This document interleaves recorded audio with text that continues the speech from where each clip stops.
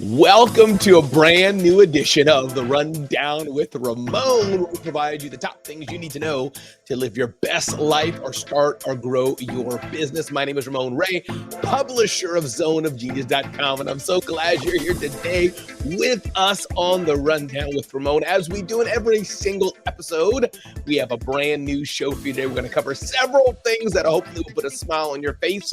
Maybe they'll make you think, maybe they'll make you tear up, but either way, we know one thing and one thing alone. You're going to enjoy this show because when you finish this show, it's going to make you just a bit smarter. Again, my name is Ramon Ray, started 5 companies, sold 3 companies, authored 5 books, a serial entrepreneur, and I'm excited you're with me today. So with that, what's the show going to be about today? Well, we're going to get some insights from my friend Jason Pfeiffer, talking about turn your doubters into believers. I quote Jason Pfeiffer quite a bit, executive editor of Entrepreneur. Really good content he shares on what happens when people don't believe you, when they doubt you. What do you do? We're going to talk about crowdfunding. Barbara Weltman has mentioned this before. I'm going to talk about her and touch on this topic of crowdfunding, but I may go into it. I remember, do you even need external funding for your business? Here's another thing we're going to talk about. I wish I had prioritized 5 self-care habits sooner in my entrepreneur journey, writes Joey Wilder. Our healthcare, our self-care, thanks for that thumbs up, are so important. New York Times writes how to set boundaries when setting those boundaries may not come naturally for you. So what do you do about it?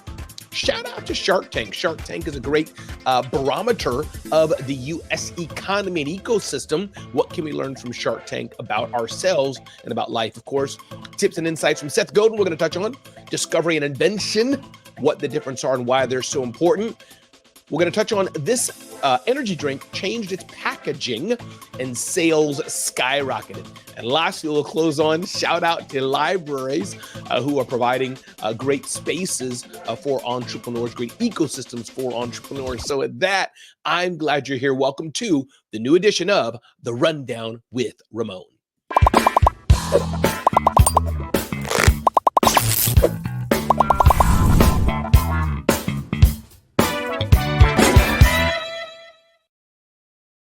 And we're back again. Thanks for being here on The Rundown with Ramon. Let's dive right into today's episode and touch on topic number 1. Ding, ding, ding, ding, ding, ding, ding, ding. What do you do when people doubt you? Have there been time in your life when people doubted you? People didn't think you could do it. They were like, nah, you're not the one that can do it. What do you do? Jason Pfeiffer has 2 things he says, and I want to unpack this a bit more. Undercut their expectations, he says. Here's how. Find your positive opposite. He said this is an idea he first encountered when he was parenting, but here's the thing. If you're the boss, what's the positive opposite of being intimidating? It's becoming more nurturing and mentoring. So if people think and assume you're going to be late. What's up, Scott Simons? Good day and welcome to The Rundown with Ramon. Good to have you here, my brother. If people think, nah, you can't do it, or nah, you always arrive late. The positive opposite of that is changing that and surprising them and being on time. If people think, nah, you're always going to put me down, then that means the positive opposite, according to Jason Pfeiffer, is surprising them and lifting them up. So tip number 1, when people kind of undercut you, when they doubt you, when they don't think you could do it, Jason Pfeiffer, executive editor of Entrepreneur, says, do positive opposite. Second thing he says, how this impacts me and you. What he says here, when you're aware of the worst that people might expect from us, we create a guide for how to surprise them, then delight them, then draw them closer to us and build real bonds. I thought this was very, very interesting. The aspect of when people doubt you, when people don't believe in you, sometimes there's nothing you can do about it, Deborah. Sometimes there's nothing you can do about it. But sometimes a few of the people, especially if we care, we can positively impact how they think, and we can surprise them by bringing something way different than they thought we would show up. Again, I'm glad you're here. This is the Rundown with Ramon. Ding, ding, ding, ding, ding, ding, ding, ding, ding. Next up, I want to touch on the aspect of, should you try crowdfunding? Crowdfunding is definitely not new. It's age old, but it got me thinking, maybe crowdfunding is for some people. My friend Barbara Weltman talks about this, but here's the rub. Before you think about crowdfunding, before you even think about getting loaned, before you think about bootstrapping and maybe using your savings or using credit cards, whatever, as I've done, do you really need external funding? Is your business small enough, as it is for most of us, that just as Mark Cuban says on Shark Tank, just making a good sale may be all you need to do? That could be all you need to do, is make a sale. Sometimes we instinctively think, oh, I need to get money to start my business, when maybe you don't. Maybe you need to do something. Maybe you need to make, now if you're making cups, you need a factory and a sales and all that kind of thing, and infrastructure and manufacturing. You might need OPM, other people's money. But some things we do, maybe you can pre-sell these cups and do some pre-orders to get the minimal funding you need to start your business. But going back to crowdfunding, is crowdfunding a viable option for you? Yes, it could be. Crowdfunding is very powerful, because crowdfunding is that where you're putting up a landing page. You're usually working with some sort of crowdfunding platform like Kickstarter, and there's many others out there. And that's where you're selling the idea, you're selling the vision. If you invest in me today, if you pay me today, I'm going to build an ecosystem that will be beneficial to you. And in X period of time, I will ship you what you prepaid for it, and most likely in crowdfunding, some bonuses along the way. So lesson of the day, tip of the day, crowdfunding definitely can work. I would just be careful. Don't think it's a source of easy money, and never, ever scam people. Now, Barbara says some types of crowdfunding are loans. The lender expects repayment of the funds lent to you. Some crowdfunding places, Crowdcrux Crowdspaceless, according to one source, debt-based crowdfunding has the highest market share. So that's debt-based crowdfunding. People are crowdfunding and giving you pre-money for your idea, for your what you need, but you have to pay it back. Second type is equity crowdfunding. The investor gets an ownership interest in the business. Shopify has a list of the 10 best crowdfunding sites and platforms around. Then there's gifts. The contributors gives money because they want to help, but contributors may receive a token in return, such as a sample of an item created with the donation, but nothing of real value. So those are a few things that you may want to consider as you're looking to fund your next business. Crowdfunding can work, but don't just get in there. Don't just do it as some get rich quick thing of a jiggy. Crowdfunding is a serious thing, and you have legal obligations that you owe to those who've invested in you and crowdfunded in you. Once again, everybody, my name is Ramon Ray.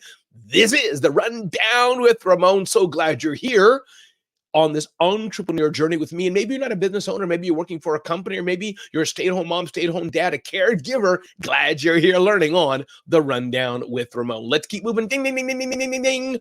5 self-care tips for busy entrepreneurs. As business owners, one of the people we take care of oftentimes the least, unfortunately, is ourselves. We take care of ourselves the least, and that's no good. But I know oftentimes we're the person who gets taken care of last.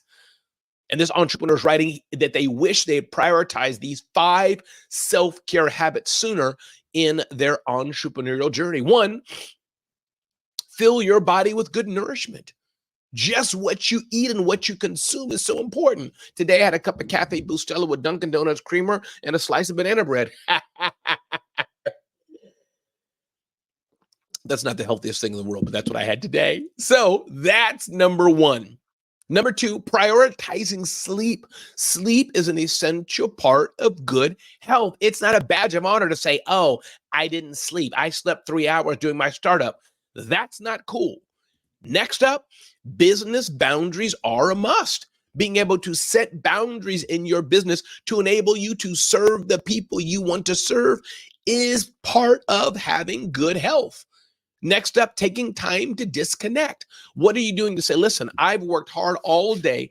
I've worked hard all week. I've worked hard all month. It's time for me to step back for half a day, a few hours, a week, and just take time to relax. Take time to disconnect. My friend Crystal Washington, she's very active on LinkedIn and other platforms. Check out Crystal Washington. She takes a decompress. She takes time off. I don't know if she still does it, but every single December, Crystal Washington does that. So consider if that's for you. Hey, Karen, happy day to you. Happy day to you, Karen. Thanks for being here on The Rundown with Ramon. And then don't be a solopreneur. Learn to say no. This is a powerful part of entrepreneurship, being able to learn to say no so that you can say yes to other things that will advance your business or that you really, really want to do. The art of saying no is so important. Everybody, glad you're here. Welcome again to The Rundown with Ramon. Ding, ding, ding, ding, ding, ding, ding, ding. How to set boundaries when it's not natural for you to do. Boundaries are an important thing that we all should learn in one way or another, because if we don't set boundaries, we're only going to have people roll over us, and we're not going to be able to live the life we want, not have the fulfillment that we want if we're not able to set boundaries. New York Times writes this, and I think it's so important. How do we set boundaries? If you fear, you'll get pushback. The assertive new you might take people by surprise. And if they've long heard yes, they may keep hounding you when they hear no. Aren't you hearing a recurring theme? Even if there's a little pushback, stay consistent. People can dislike your boundaries at first, but they also learn to respect them. I had a friend of mine, her name was Rosina, and was working on being more healthy. And she had a consistent discipline that she wouldn't eat in the evening. Excuse me, she wouldn't eat a few hours before going to bed. And I also have another friend, his name is Daniel, who's like that as well. At first, it sounds weird. You want to push them, just eat, just eat, just eat. But after you hit it for the 6th, 7th, 8th, 9th, 10th time, you know they're serious about it, and you don't push them anymore. You realize this is their lifestyle and what they want to do. So it's absolutely so important. At first, as you set boundaries, people may not respect it, but as you push back consistently, they will. Now, New York Times writes, if you're worried, you'll cave. When you're tempted to fall back on your urge to please, try to anticipate the specific things you'll get if you stay firm instead of imagining the other person's disapproval. Imagining what you'll gain even if they disapprove of you. And then if you're afraid of getting dropped, fear of abandonment often drives people pleasers. But sometimes, he added, you can feel even more alone when you're abandoning your needs to please somebody else. So my point being here, my admonition to all of us here, setting boundaries is safe. Setting boundaries is good. If we don't set boundaries for ourselves, people are not going to respect us. We're not going to live the life that we want and serve those we can serve. So learn to set boundaries in your life to live the best life that you want. Boundaries are absolutely important, and they're good to do. And I would dare say people who really love you, they should respect that you have boundaries.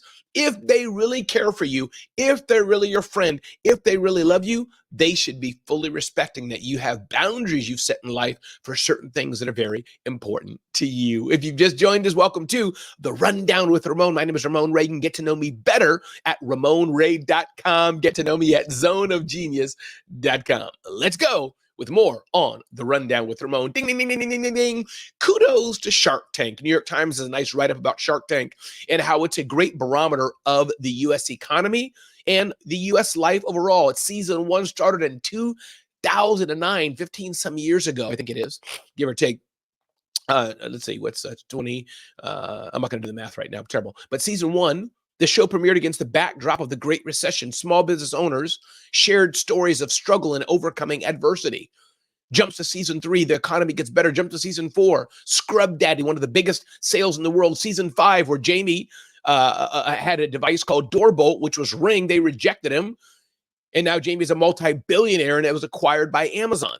Goes on to season 6 and continues to go on and showing how Shark Tank is a great barometer of the American psyche. The first season, Mr. John and the other Shark Tanks were pitched by a lot of sole proprietors. But it seems as it's gone on, the sophistication with entrepreneurship has grown. And part of that could be Because of Shark Tank, millions of people every week watching Shark Tank and getting ideas. Yes, the show is not a perfect vision of reality. It's my understanding half the deals on Shark Tank do not go through. So in essence, it's a show to promote your product, promote the show. It's entertainment. It's a show. But the point is, there's lessons learned and open the door to people learning about venture capital, to learn things of landing costs, to learn things about financing, to learn things about should you get a loan, to learn things about debt, to learn things about how far will you go to get the dream that you want to do. That's the power of Shark Tank. So kudos to Shark Tank, been around for a number of years now, which has been part of the American psyche. Been part of the American, especially the entrepreneur side. It's much more than just a show. It definitely is entertainment. Of course, you have the QVC economy. Who knew about QVC was so popular and so big that you could have a product like this, market it, put it on QVC, and make millions? Of course, Lori Grenier doing that QVC. Season 11, after 10 years, entrepreneurs recognize the value of Shark Tank as a potential marketing platform for their products and just want to be on there to market the platform to millions of people online. You had Squatty Potty. Famous product. Who ever heard of Squatty Potty before it came on Shark Tank? Shark Tank has birthed many, many things. Marketing muscle. Mr. Lee is also the founder of 37 Angels. She has done due diligence on dozens of companies that appeared on Shark Tank. None of them, she says, described the show primarily as a way to get funding.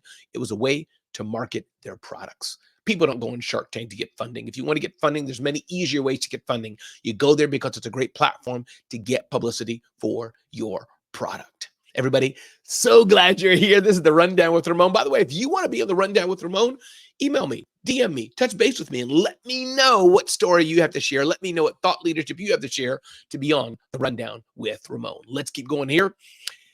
Seth Godin always has powerful wisdom. I've been knowing Seth Godin and rocking with him, not as best friends, as it were, but he's a virtual mentor of mine. He's been on my stage many times. I've been with him on a virtual or real stage many times.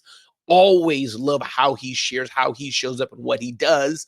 And Seth Godin has a daily email newsletter. In one of his email newsletters, he talked about discovery and invention. I want to take the time to unpack that today. Seth Godin writes, Isaac Newton didn't invent gravity. It was there all along. He simply named and explained it. The same is true for planets, continents, and obscure species. They're discovered, not invented. Michelangelo talked about removing all the parts of the marble that weren't the statue on his way to creating great art. Discovery is like that. Often we put ourselves on the hook to invent something when it might be simpler and more direct to act like we're exploring on our way to discovering something instead. We don't always have to invent something, says Seth Godin. Instead of us thinking we have to invent something, maybe we can just be well on our way to discovering something like you've discovered today, hopefully, being with me on the Rundown with Ramon. Ding, ding, ding, ding, ding, ding, ding, ding. I love this. When this energy drink changes packaging, sales skyrocketed to 40 million. Here's why it worked. There's an energy drink company called Highball.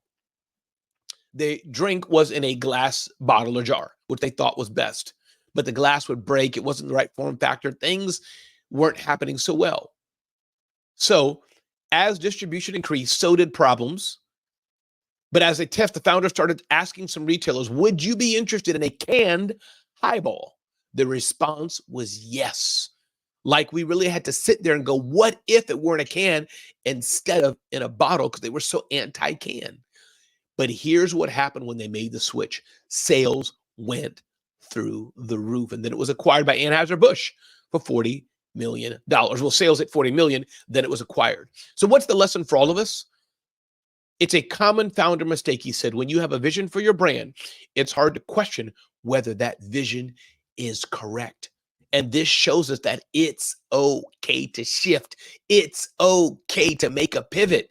That's so important. Hey, my name is Ramon Ray. Welcome to the Rundown with Ramon. Love it that Casey's here saying, yes, this is true. We don't have to invent. Casey, so true. We can be in discover mode and think of a new version of the proverbial mousetrap.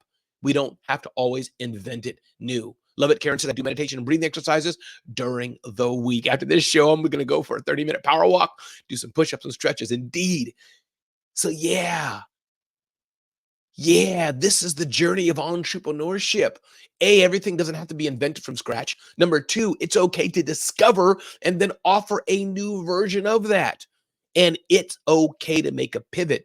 And sometimes the pivot we make is the thing we need to move us along. Everybody, my name is Ramon Ray, an entrepreneur, motivational keynote speaker, event host.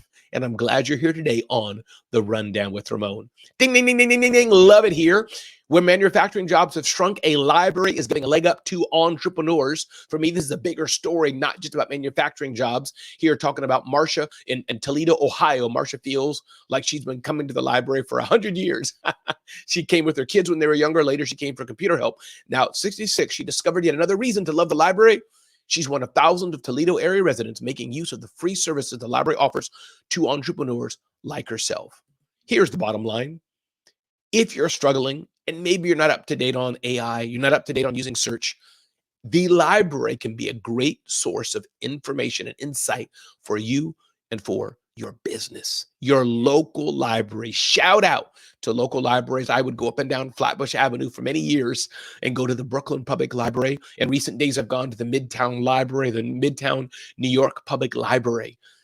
If you haven't visited your library, especially if you're struggling with leveraging the power of technology, and even if you're pretty adept at technology, the library may have some tools that you're not familiar with, tools that can help you search better, especially with certain industry topics for things you're searching for. My name is Ramon Ray, and this is The Rundown with Ramon, and I'm going to end today with a word of encouragement for you. If you're liking this content, do definitely check us out at zoneofgenius.com. Check us out there for more insight. Subscribe to our email newsletter and more. I encourage you to be clear on what you really, really, really want in business and in life. Be clear on that. Understand in yourself what you want. Ask yourself, do you even want to be in business? Is that something you want to do? Ask yourself, are you hungry enough to get to where you need to be to reach the goals you need to reach? Your pricing is one thing that trips up many entrepreneurs. Your pricing needs to be premium in most cases, not where you're trying to fight for the lowest margin. Your mindset is everything. What kind of mindset? Do you have a mindset towards success? Casey, you're so welcome. Thanks for being here today on The Rundown with Ramon. Mindset is so important for your success. And then I want you to ask yourself, what do you do best? What do you do that everybody knows you do best? And that you can get paid to do it. That's where you find the zen of being in your perfect zone of genius. My name is Ramon Ray. Go out today and let somebody know that they matter. Let somebody know that they care, that you care for them. Let somebody know, everybody. Have a beautiful, beautiful, blessed day today. And shout out indeed, Deborah, to the libraries indeed. Karen, glad you love the library. Again, everybody, hey, this is a wrap. Brand new episode of The Rundown with Ramon in the bag. Glad you're here to enjoy it with me today. Go out, be blessed, and have an amazing, amazing day.